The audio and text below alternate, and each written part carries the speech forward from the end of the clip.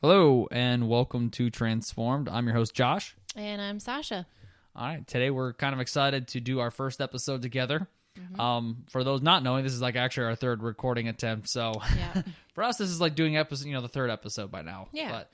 But today we want to kind of brush up and talk about the sermon I just did on Sunday. Yes. So, so let's just go ahead and dive into burning the plow. Okay. So for burning the plow, I think like the whole metaphor, right, is to kind of change and transform our lives and not hold on to our old lives. What do you think are some ways people tend to hold on to the plow? I think because either they're afraid to change because it's a big change, or even small changes can be big for some people. But sometimes I think, it's like a forced change where you're kind of like forced into that season where it's a change that you want to bring into your life. Either way, I think that those are, they're big changes and they can. Yeah, no, I get it. Yeah, like they're big changes. They can, I don't know, sometimes they could be fear driven, or like, Right. maybe fear keeps you from wanting to change, or just the fear of change itself. I think we get kind of comfortable with our lives. Yeah. So I think that's the big motivation to want to change, is you want to be a different and better person. That's the whole point of this podcast, right? Is to be a different and better person each and every day. So you got to in order to do that, you got to burn the plow. Yes. So I love how you went bold with this one, and just for those listening, he just preached this on Sunday, and it was great. And I just love how God is speaking through you and giving you ways to convey his message. So can you kind of just talk through with our listeners how this came to be? Yeah, so the initial like burn the plow image kind of came from a coworker. We were talking and we're talking about change, and we're talking about being transformed. And she actually talked about this comes from 1 Kings chapter 19. And so she actually showed me an image, like an artist did with just shows Elisha in front of the plowing equipment and this huge flame. And we're just talking about it, about like how you can get this like nice little passage, this whole story, and then you get this burn the plow. Yeah. How you get three words out of this whole story, and how it really kind of can shape you and spark the idea. And I told her right then, I'm like, man, that could be a really good sermon. And it actually wasn't too long after that I actually wrote the sermon. I had it written well before I actually preached it, and so I just kept working on it and adding to it, and that's kind of how it came. Yeah, that's amazing. I love that. I love that God spoke to you in a way when you went forth with it, and you went bold, and you delivered it so well. I'm really proud, and I was glad I got to be there for that. Thank you. One point, which was a Nike quote that you talked about, and I know there's a lot of controversial around this quote, but believe in something even if it means sacrificing everything. What does that statement, you think, mean for you? I think believing in something, right? I think that's faith. Yes. I think down to your core, believing in something is really what everyone does, right? So for me, my believing in something is, it's not the politics, it's not, where my favorite team is, or what, some of those kind of secondary standards are. The first and foremost in my life is that I'm a Christian, right? That I know Jesus died on the cross for my sins. It's my faith. And what sacrificing everything kind of means to me is kind of sacrificing my current way of life. I can kind of get pretty comfortable. I wear a lot of hats, and I tend to like my ducks in a row. Okay. And when those ducks get out of a row, that kind of gets a little chaotic. And I'm not gonna lie, like, being called into ministry was at first a little like, I don't really feel qualified to kind of be in this. So sacrificing everything is sacrificing a comfort. It's sacrificing kind of what I even feel like. I really don't feel qualified. I haven't gone to seminary. I really only have grown up in church. That's really the only education I have, and reading the Bible. So I guess that kind of just means like I got to put in a lot of time. I got to put in a lot of reading and effort. So it's sacrificing time to be qualified, or at least get some grasp at being qualified to be this. And actually, the same coworker who showed me the wonderful image of Elisha burning the plow, she also told me that God doesn't call the qualified; He qualifies the called. And she really kind of spoke that that confidence and that like, hey, you could do this. If you feel called to this, God's going to qualify you through this process, not, just call someone who is qualified. So I really appreciate her words on that. And that really helped, again, kind of kick me into this. So to believe in something, even sacrificing everything is I never really would have made that jump originally. I forget. It's a God thing of making that jump, but I think it is true. So, what would believe in something mantra be for you? Yeah, I think it's letting go of what was for me and really placing my faith in what can be by trusting God. And I think that's in the small things in life. It's in the big things. And when I think about my faith, it is a sacrifice, but not in a negative way. And, Jesus did the work. So he sacrificed his life, so I wouldn't have to. And I was given the chance to be set free. And, as a Christian, I am held to a higher standard because people are, looking up to me and God is calling me to be an example. And that isn't always easy. And, I'm human, I make mistakes, but the sacrifice has been paid. And I was given the opportunity, to let go of my sins and let God set me free. And he can do the same for you, for those who are listening. And I really believe that. And sacrifice who you were and let go and let the sacrifice he made for you become your testimony.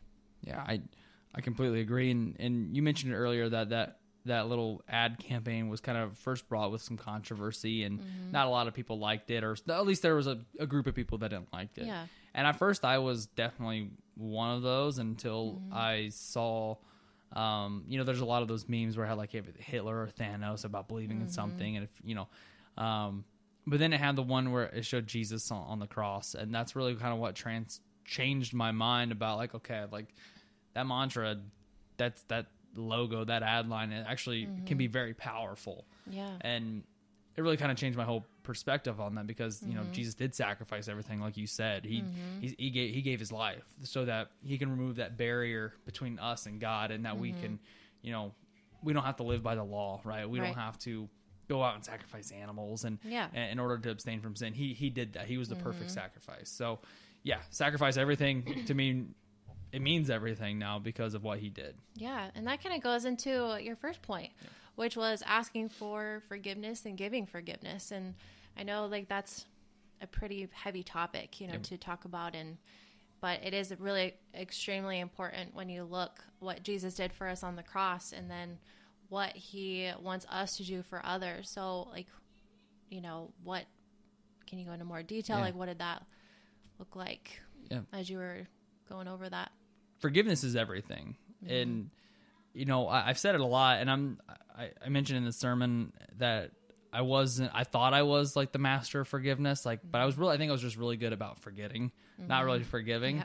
Yeah. I think a lot of people are like, I'm going to forget you. I'm not going to forgive you. Absolutely. So, but really without forgiveness, our faith is nothing. I mean, I really want to like, at first, I never really, I always said that, and I thought I was, hey, I'm good at forgiving, but really, without forgiveness, you might as well just walk outside of the church. You might as well not even show up in church, because if you're going to have unforgiveness on your heart, whether it's towards others or yourself, whatever, right? Like, it's going to hinder the Spirit. It's going to hinder what we do.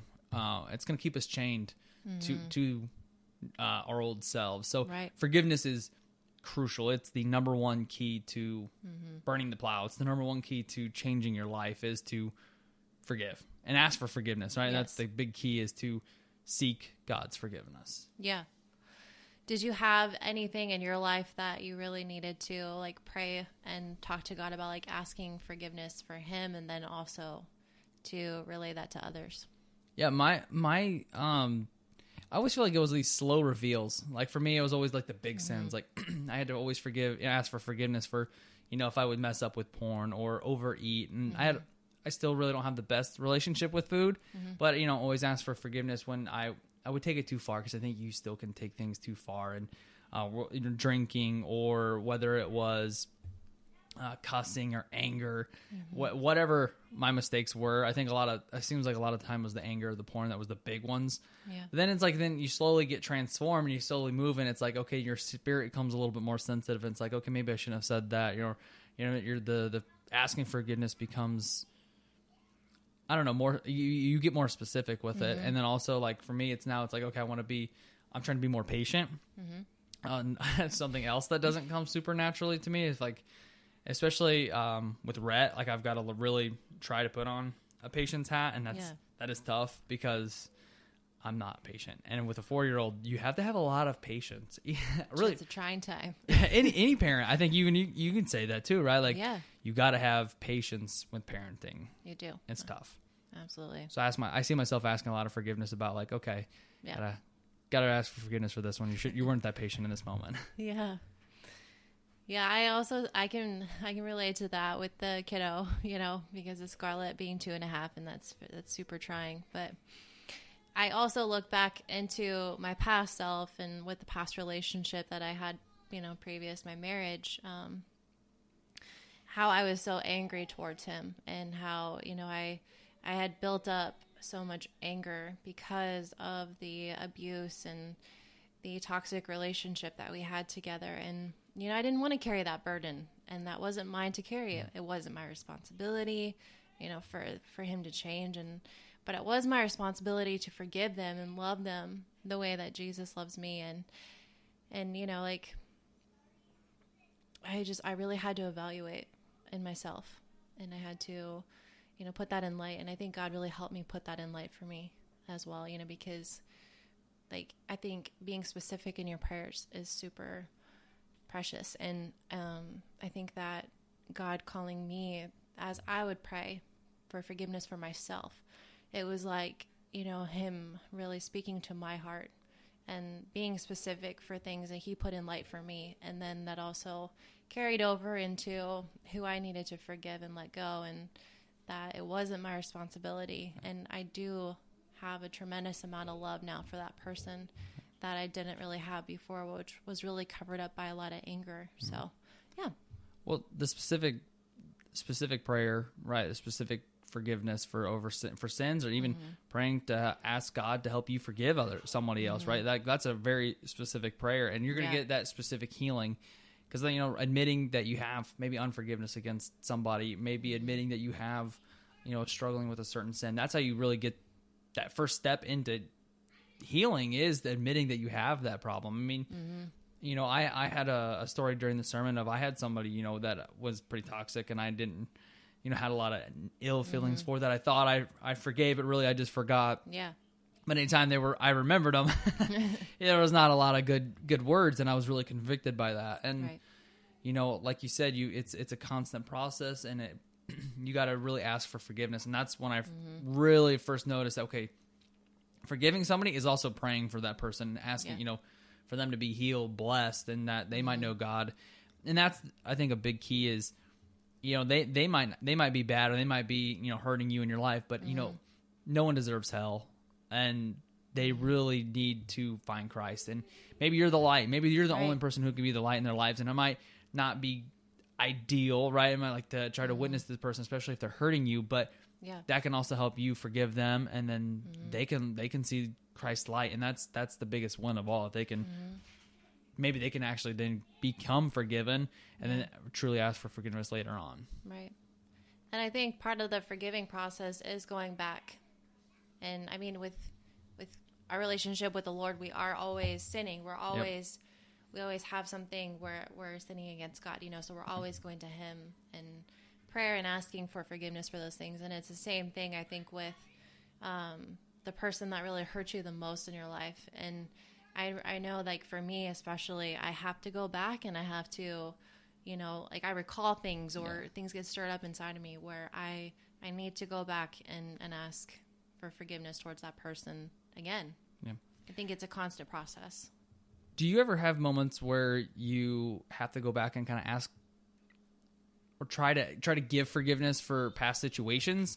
Like maybe that you've never had, like childhood stuff, like, maybe you're not really confronted with, the person anymore, or maybe you're not confronted with that situation, but maybe something sparks that memory or that event in your life, and you have to kind of ask for forgiveness again, either towards that person, or maybe you messed up. Like maybe you had an error that you keep kind of drawing back to. Do you have to kind of keep going back to the well on that?